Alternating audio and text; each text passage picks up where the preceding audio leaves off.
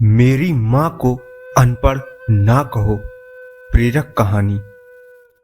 प्यारी पापा के साथ घर संभालने को रुक गई थी क्योंकि भाभी का एक तो 7वां महीना चल रहा था और दूसरे भाई की छुट्टी भी नहीं थी रुकने की।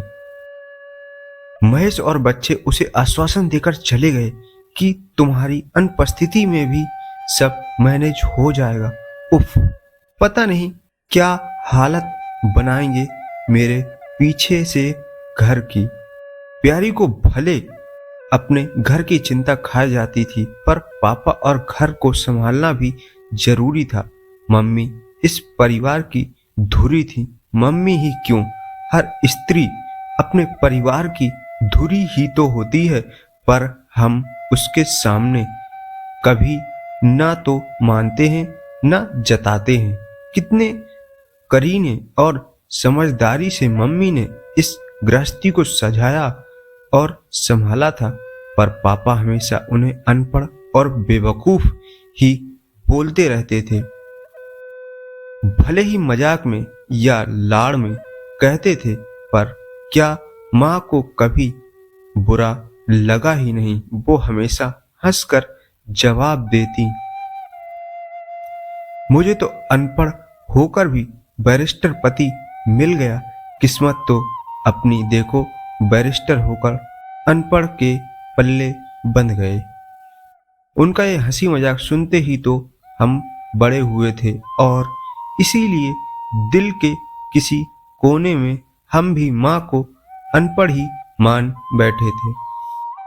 आज ये बातें रह रहकर याद आ रही थीं, क्योंकि आज अलमारी की सफाई करते हुए माँ की बीए तृतीय वर्ष तक की मार्कशीट हाथ लगी थी।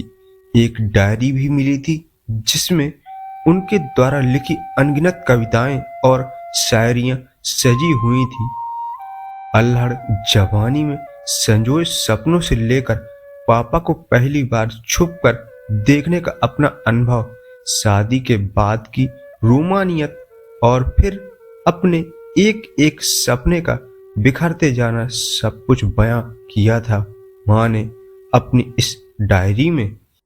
पापा से अब पहली बार अनपढ़ सुनकर वो कितना रोई थी, वो भी इस पन्ने में कैद उनके आंसुओं के निशान बता रहे थे।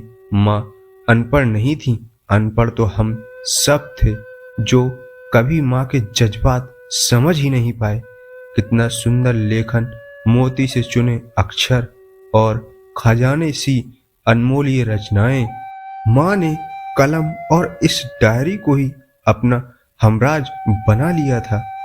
क्या हुआ बेटा, क्या पढ़कर रो रही है? पापा कमरे में दाखिल हुए और बोले तो उसे भी अपने गालों पर नमी का एहसास हुआ। ओह, सरला की डायरी, उसकी पक्की सहेली आज पकड़ में आ ही गई। ला, मैं भी तो पढ़ूं। क्या लिखती थी तेरी अनपढ़ माँ इस डायरी में? पापा ने हाथ से डायरी लेते हुए कहा। अनपढ़ नहीं थी माँ, प्यारी गुस्से से बोली। जानता हूं बेटा, माँ अनपढ़ नहीं थी, अनपढ़ था मैं, जो अपने पद और शिक्षा के दम पर कभी उसके एहसासों और भावनाओं को पढ़ ही नहीं पाया। बहुत मांगता था उससे ये डायरी पढ़ने के लिए, कहती अब तुम अनपढ़ ही भले, इस उम्र में अब पढ़ लिख कर क्या ही करोगे। शून्य में निहारते हुए पापा के बहते आंसुओं में प्यारी उनकी पराजय, उनका पश्चाताप और माँ के लिए प्यार देख पा रही थी। दोस्तों, अगर आपको ये कहानी पसंद आई हो तो प्लीज़ वीडियो को लाइक करें और चैनल को सब्सक्राइब करें और अपने दोस्तों में शेयर करें।